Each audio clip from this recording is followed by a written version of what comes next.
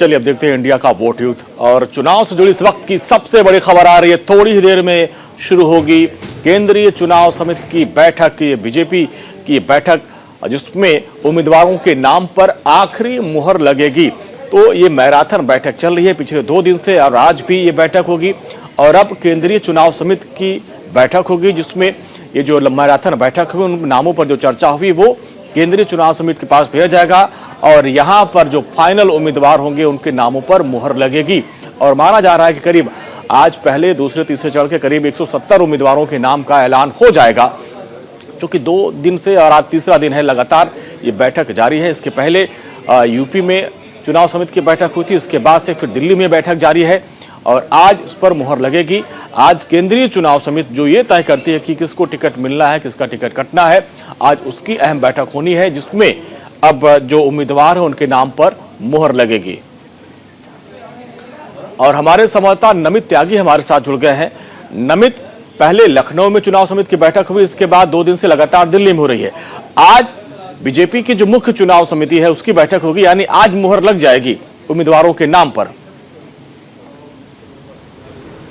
देखिए बिल्कुल अंजनी, पहले लखनऊ राजधानी के अंदर जो है बैठक हुई थी, उसके बाद तकरीबन पिछले 2 दिन से जो मैराथन बैठक है वो बीजेपी कार्यालय में हुई और बीजेपी के तमाम जो बड़े नेता हैं यूपी के वो इस बैठक में मौजूद थे। योगी आदित्यनाथ की बात करें, केशव प्रसाद मौर्य जो संगठन महामंत्री हैं, सुनील बंसल वो इसमें मौजूद थे और साथ ही साथ केंद्रीय गृह मंत्री अमित शाह इसमें मौजूद थे। और अभी कुछ मिनटों पहले ही अमित शाह का काफिला इसी रोड से गुजरा है, यानी कि बीजेपी के अंदर जो बैठक है उसका समय जो मुकर्रर किया गया है केंद्रीय चुनाव समिति की बैठक वो 10 बजे होगी। हालांकि जो अब सोर्सेज बता रहे हैं कि पीएम नरेंद्र मोदी इस बैठक के अंदर वीडियो कॉन्फ्रेंसिंग से जुड़ेंगे, साथ ही साथ रक्षा मंत्री राजनाथ सिंह और पार्टी के राष्ट्रीय अध्यक्ष जेपी नड्डा भी इस बैठक में वीडियो कॉन्फ्रेंसिंग से जुड़ सकते हैं। अगर बात करें पिछले 2 दिनों में तो पहले 3 फेसों के लिए 170 से 175 नामों पर जो है मंथन हुआ है कि आखिर किन किन नेताओं को टिकट दिया जा सकता है। साथ ही साथ जो मौजूदा सरकार के अंतर्गत मंत्री हैं उनकी सीटों के बदलाव के बारे में भी जो है चर्चा की गई है। तो आज जो केंद्रीय चुनाव समिति की बैठक है इसमें उन नामों पर मुहर लग जाएगी अंजनी जिन नामों पर पिछले 2 दिनों में मंथन हुआ है, क्योंकि जब ये बैठक चली थी कल और परसों, पिछले 24 घंटे के अंदर यूपी की राजनीति में बड़ा बदलाव हुआ है। तकरीबन बीजेपी के 6 विधायकों ने पार्टी को छोड़ा है, जिसमें दारा सिंह की बात करें या फिर जो दलित समुदाय से आते हैं बड़े मंत्री थे स्वामी प्रसाद मौर्य, उन्होंने पार्टी को छोड़ दिया। तो ऐसे में पार्टी ने मंथन किया है कि आखिर जो नाराज नेता हैं बीजेपी से उनको भी कैसे मनाया जाए और इसके अलावा जिन सीटों पर जिन विधायकों का कामकाज सही से नहीं रहा है क्या उनकी सीटों को बदला जाएगा या फिर जो सिटिंग एमएलएज हैं उनकी सीटों को काटा जाएगा। एक बड़ी चुनौती हो जाती है क्योंकि एक बड़ी पार्टी, एक बड़ी जीत हुई थी 2017 में, 312 से ज्यादा उनके विधायक जीत के आए थे। तो ऐसे में जो परफॉर्मेंस है उसके आधार पर चुनाव चयन करना काफी मुश्किल होगा। माना जा रहा था कि काफी लोगों का टिकट कटने वाला था, लेकिन पिछले 24 घंटे जिन घटनाओं का आपने जिक्र किया उसके बाद से माना जा रहा है कि अब बहुत ज्यादा नाम नहीं कटेंगे, ऐसे भी अंदर से खबर आ रही है। देखिए पिछले अगर 2 दिन पहले की बात करें और 2 दिन बाद की बात करें, मौजूदा समय की बात करें, तो बीजेपी ने अंजनी अपनी रणनीति में काफी फेरबदल किया है। 2 दिन पहले जब बीजेपी के अंदर ये बैठक शुरू हुई थी तमाम बड़े नेताओं की, उस वक्त ये कहा जा रहा था कि बीजेपी तकरीबन अपने 90 से ज्यादा विधायकों के जो सिटिंग एमएलए हैं उनका टिकट काट सकती है। लेकिन पिछले 2 दिन में जो घटनाक्रम हुआ है उसके मुताबिक अब माना जा रहा है कि बीजेपी ज्यादा अपने सिटिंग एमएलए की टिकट नहीं काटेगी। हालांकि अभी भी जो सोर्सेज बता रहे हैं 10 से 12 सिटिंग एमएलए हैं जिनकी टिकट काटे जा सकते हैं और मौजूदा समय में जो सरकार में मंत्री हैं, जैसा मैंने पहले भी बताया कि उनकी सीट को बदला जा सकता है। हालांकि कल इस बात पर भी लगभग मोहर लग गई कि योगी आदित्यनाथ जो है वो अयोध्या से चुनाव लड़ेंगे, क्योंकि इससे पहले ये चर्चाएं गरम थी कि क्या योगी आदित्यनाथ मथुरा, अयोध्या या गोरखपुर कहां से चुनाव लड़ सकते हैं। लेकिन कल ये लगभग तय हो गया कि योगी आदित्यनाथ अयोध्या से चुनाव लड़ेंगे और उनके नेतृत्व में ही यूपी का विधानसभा चुनाव लड़ा जाएगा। चलिए नमित, बहुत बहुत शुक्रिया इस पर बातचीत के लिए आपका। तो ये 10 बजे बैठक होगी जिसमें पहले, दूसरे, तीसरे चरण के नाम के उम्मीदवारों के नाम का ऐलान किया जा सकता है। और एक और बड़ी खबर आपको बता दें, आज जारी होगी समाजवादी पार्टी के उम्मीदवारों की पहली लिस्ट और जिसमें लगभग 50 उम्मीदवारों की लिस्ट तैयार हो चुकी है। पहले और दूसरे चरण के उम्मीदवारों को लेकर सामंजस्य बन चुका है। कल मैराथन बैठक किया अखिलेश यादव ने, हालांकि माना जा रहा था कि कल ही ये लिस्ट आ जाएगी, लेकिन अब एक खबर है कि आज ये लिस्ट आएगी जिसमें करीब 50 से ज्यादा उम्मीदवारों की जो लिस्ट जारी की जाएगी। इसमें जितने भी उनके गठबंधन के सहयोगी थे जो मोर्चे के सहयोगी थे उनके साथ बैठक हुई, सीटों पर सामंजस्य बनाने की बात हुई और अब माना जा रहा है कि आज पहली लिस्ट अखिलेश यादव जारी करेंगे। तो एक तरफ बीजेपी की भी तैयारी है और दूसरी तरफ समाजवादी पार्टी आज अपने उम्मीदवारों की लिस्ट जारी कर सकती है। क्योंकि पहले चरण का चुनाव 10 तारीख से होना है, 10 फरवरी से होना है, ऐसे में समय बहुत कम है। तो पहले दूसरे चरण के जो उम्मीदवार होंगे उनके नामों का ऐलान आज हो सकता है। तो एक तरफ बीजेपी की भी तैयारी है, दूसरी तरफ समाजवादी पार्टी की भी तैयारी है। समाजवादी पार्टी में भी कल पूरे दिन अखिलेश यादव ने मंथन किया अपने सहयोगियों के साथ, अपने नेता के साथ, चाचा शिवपाल के साथ। इसके अलावा जो नए साथी जुड़ रहे हैं, इमरान मसूद, उनके साथ भी देर शाम को बातचीत हुई है। तो सारी प्रक्रिया पूरी होने के बाद लिस्ट तैयार कर ली गई, क्योंकि समाजवादी पार्टी के पास भी ये चैलेंज होगा कि आखिर उनके साथ जो एक बड़ा मोर्चा जुड़ रहा है छोटे छोटे दलों का, तो उनके साथ सीटों का सामंजस्य कैसे बनेगा, उसको लेकर चर्चा हुई और अब उनकी पहली लिस्ट जारी की जाएगी। तो यूपी की सियासत आप देखिए, अखिलेश की पांडव सेना तैयार है और यूपी में जोड़ तोड़ की जो राजनीति शुरू हो चुकी है। बीजेपी से समाजवादी पार्टी में लोग जा रहे हैं, समाजवादी पार्टी और कांग्रेस से लोग बीजेपी में आ रहे हैं और अब योगी के कितने मंत्री और कितने विधायक बागी होंगे ये देखने वाली बात होगी।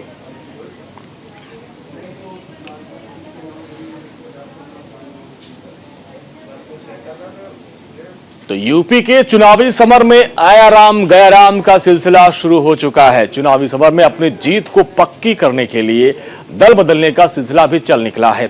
तो लगातार जो बड़े नेता हैं पार्टी छोड़कर दूसरे पार्टी में जा रहे हैं और चाहे हम यूपी की बात कर लें, अब आगे हम सरकार के रवैये को देखते हुए उत्तर प्रदेश योगी सरकार के मंत्रिमंडल से मैंने मंत्री पद से इस्तीफा दिया।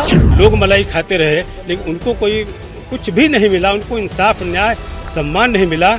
इससे आहत होकर के मैंने आज सरकार से इस्तीफा दिया है।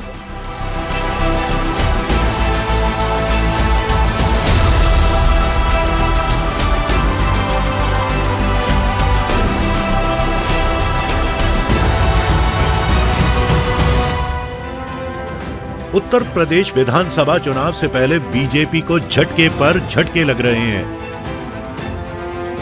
2 दिनों में योगी मंत्रिमंडल के 2 मंत्रियों ने इस्तीफा दे दिया। मंगलवार को ओबीसी के कद्दावर नेता स्वामी प्रसाद मौर्य ने, तो बुधवार को दारा सिंह चौहान ने मंत्री पद से इस्तीफा दे दिया। दारा सिंह पूर्वांचल से आते हैं, मऊ की मधुबन विधानसभा सीट से विधायक हैं। उन्होंने राज्यपाल को भेजी चिट्ठी में योगी सरकार पर दलितों, पिछड़ों और युवाओं की अनदेखी का आरोप लगाया।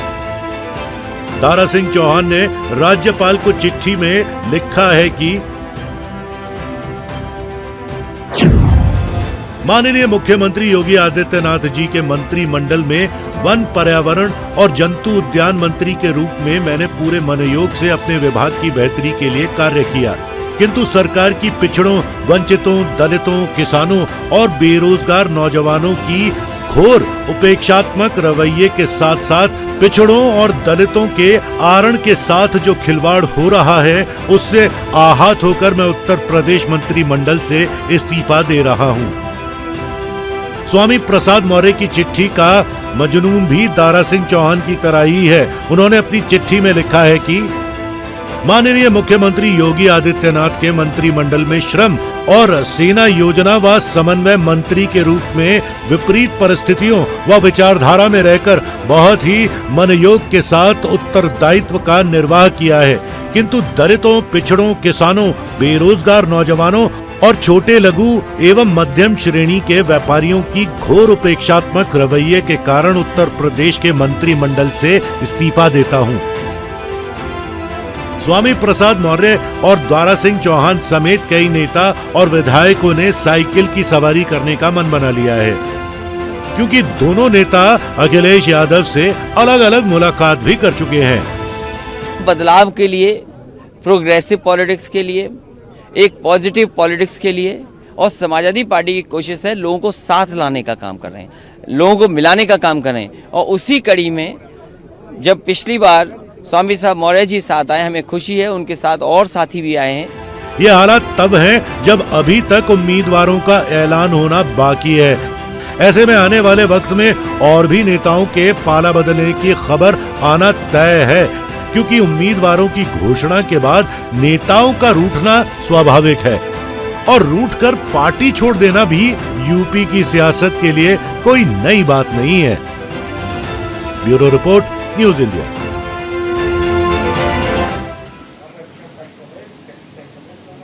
तो यूपी के बाद अब पंजाब की सियासत की बात कर रहे हैं। पंजाब से बड़ी खबर यह है कि पंजाब कांग्रेस आज जारी करेगी अपने उम्मीदवारों की पहली लिस्ट। कुछ राज्यसभा सांसद भी लड़ेंगे विधानसभा चुनाव। पहली लिस्ट में 80 उम्मीदवारों की घोषणा संभव है। पंजाब में 14 फरवरी को एक ही चरण में चुनाव होना है और ऐसे में कांग्रेस ने अपनी रणनीति बना ली है, अपने जो उम्मीदवारों की लिस्ट तैयार की है। आज उम्मीदवारों की लिस्ट जारी की जाएगी। तो बड़ी खबर यह है, इसमें कुछ राज्यसभा के जो सांसद हैं वो भी मैदान में उतरेंगे, वो भी विधानसभा चुनाव लड़ेंगे। पहली लिस्ट में करीब 80 उम्मीदवारों की घोषणा संभव है। और हमारे संवाददाता चंडीगढ़ से कुलवीर हमारे साथ जुड़ रहे हैं। कुलवीर, देखिए पंजाब की सियासत में अब तैयारियां लगभग सभी दलों की पूरी हो चुकी हैं, क्योंकि अब चुनाव में समय नहीं है। आज माना जा रहा है कि कांग्रेस अपनी उम्मीदवारों की लिस्ट जारी कर सकती है। देखिए, बिल्कुल कांग्रेस में 1620 लोगों ने आवेदन किया था और इस बार आवेदन फीस भी नहीं थी, लेकिन जहां तक जानकारी मिल रही है कि आज पहली सूची जो है वो पंजाब कांग्रेस की आ सकती है।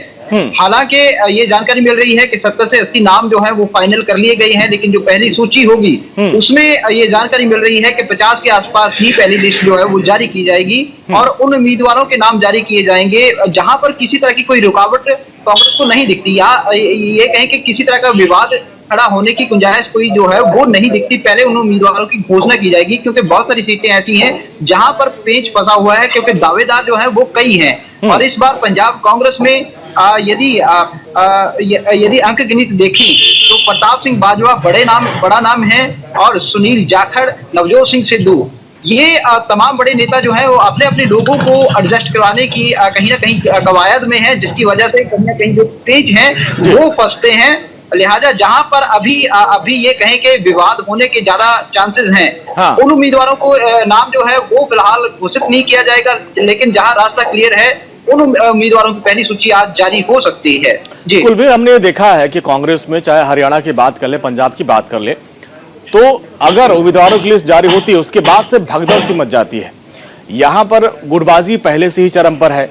बड़े मुश्किल से तो मामले को शांत करवाया गया था, लेकिन उसके बाद भी नवजोत सिंह सिद्धू ने जब उन्होंने अपना जो घोषणा पत्र तैयार किया, चन्नी का नाम नहीं दिया और उन्होंने कहा कि आला कमान तय नहीं करेगा, जनता तय करेगी, तो थोड़ा बहुत गुटबाजी तो है। ऐसे में क्या लगता है कि कुछ सिटिंग एमएलए जिनका टिकट कट सकता है क्या? बिल्कुल, काफी ज्यादा संभावना है इस बार ज्यादा भगदड़ मचने की कांग्रेस में, क्योंकि कैप्टन अमरिंदर सिंह कांग्रेस से अलग हुए हैं और उनके बहुत सारे करीबी अभी भी कांग्रेस में हैं। हाँ। लिहाजा जिनका टिकट कटेगा उनकी ये पूरी संभावना है कि टिकट कटते ही भगदड़ मचेगी और ऐसे नेता जो टिकट की आस लगाए बैठे हैं और कैप्टन के करीबी हैं, यदि उनकी टिकट कटती है तो निश्चित तौर पर वो पाला बदल सकते हैं। और जिस तरह से कैप्टन अमरिंदर सिंह लगातार कोशिश कर रहे हैं कि अपने करीबी लोगों को या तो भारतीय जनता पार्टी में शामिल कर रहे हैं या फिर अपनी पंजाब लोक कांग्रेस में शामिल कर रहे हैं, तो ये भगदड़ कांग्रेस में इस बार मचने की ज्यादा संभावना है। और जो जानकारी मिल रही है वो यही है कि जो कैप्टन के करीबी लोग हैं उनकी टिकट कटने की ज्यादा संभावना बनी हुई है, क्योंकि लगातार नवजोत सिंह सिद्धू खेमा जो है वो सक्रिय है और कैप्टन अमरिंदर सिंह का क्योंकि काफी ज्यादा विरोध हुआ था कांग्रेस में, लिहाजा उसके करीबी लोगों की जो सूची है, जो नाम है, वो कटने के ज्यादा चांसेस हैं, जिसके बाद भगदड़ मचना बिल्कुल तय माना जा रहा है। जी कुलवीर, देखिए इस बार चूंकि एंटी इनकम्बेंसी का भी मामला है, गुटबाजी का भी मामला है, जो इसके पहले उनके मेन चेहरे थे कैप्टन अमरिंदर सिंह, वो पार्टी छोड़ चुके हैं और अलहदा उन्होंने अपनी एक पार्टी बना भी ली है, बीजेपी के साथ गठबंधन किया, तो लड़ाई काफी टफ होगी। तो ऐसे में ये हमने अभी सूत्र बता रहे हैं कुछ जो राज्यसभा के सांसद हैं वो विधानसभा चुनाव के मैदान में उतर सकते हैं, ऐसी भी खबरें हैं। जिन्होंने जिनके भाई फतेह जंग सिंह बाजवा, आपने देखा होगा कि हाल ही में वो भारतीय जनता पार्टी में शामिल हुए हैं। फतेह जंग सिंह बाजवा जिस सीट से चुनाव लड़ना चाहते थे वहीं पर क्योंकि दोबारा वो मैदान में उतरना चाह रहे थे कांग्रेस की टिकट पर, लेकिन फतेहजंग बाजवा के राह में उनके भाई प्रताप सिंह बाजवा जो कि सांसद हैं राज्यसभा, वो ही रोड़ा बने हुए हैं और उन्होंने टिकट की दावेदारी के लिए आवेदन किया हुआ है। लिहाजा ये माना जा रहा है कि प्रताप सिंह बाजवा को किसी भी सूरत में कांग्रेस नाराज नहीं कर सकती, जिसके बाद इसका आभास होते ही फतेहजंग सिंह बाजवा जो है वो भारतीय जनता पार्टी में शामिल हो गए। जी ठीक है, चलिए कुलवीर, बहुत बहुत शुक्रिया उस पूरी बातचीत के लिए।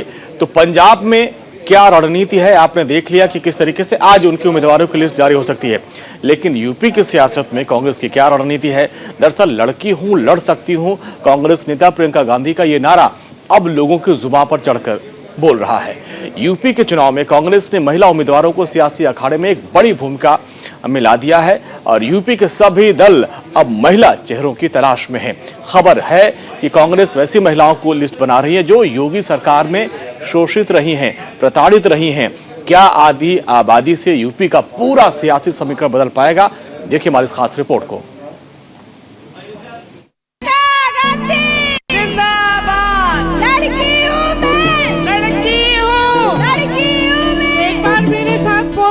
मैं लड़की हूँ, लड़ सकती हूँ, मैं लड़की हूँ, लड़ सकती हूँ। उत्तर प्रदेश विधानसभा चुनावों के लिए तारीखों का ऐलान हो चुका है।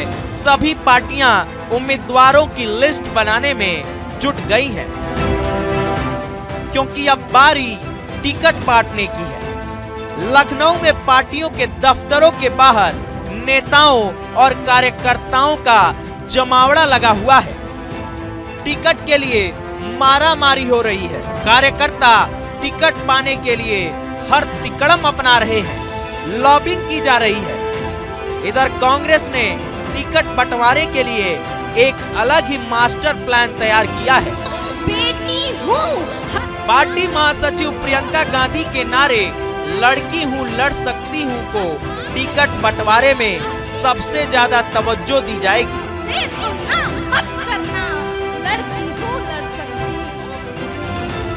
जानकारी के मुताबिक कांग्रेस योगी शासन के दौरान बेइज्जती, रेप और प्रताड़ना की शिकार हुई महिलाओं की लिस्ट तैयार कर रही है और इन महिलाओं और उनके करीबी रिश्तेदारों को टिकट देने पर विचार किया जा रहा है। इनमें उन्नाव और हाथरस रेप विक्टिम भी शामिल है।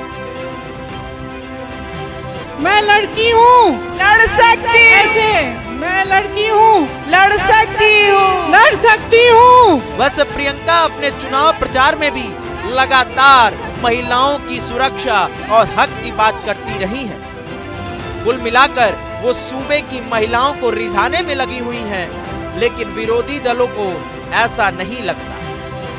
हर चुनावों में महिलाओं को साइलेंट वोटर कहा जाता है। उनकी खामोशी से ये बयां नहीं हो पाता कि उनका मत किधर जाएगा। इसी मत को अपने पाले में लाने के लिए सभी पार्टियां लगी हुई हैं, लेकिन कांग्रेस महासचिव प्रियंका गांधी ने सभी दलों से इतर कुछ अलग ही तरीका अपनाया है। देखना यह है कि विधानसभा चुनाव में प्रियंका का ये दांव कांग्रेस के लिए कितना कारगर साबित होता है। Bureau report, news India. UP की सियासत में जाति और धर्म काफी प्रभावी रहता है, लेकिन प्रियंका गांधी ने एक अलग रणनीति बनाई है। आधी आबादी पर फोकस किया। अब देखना यह होगा कि उनको कितनी कामयाबी मिलती है।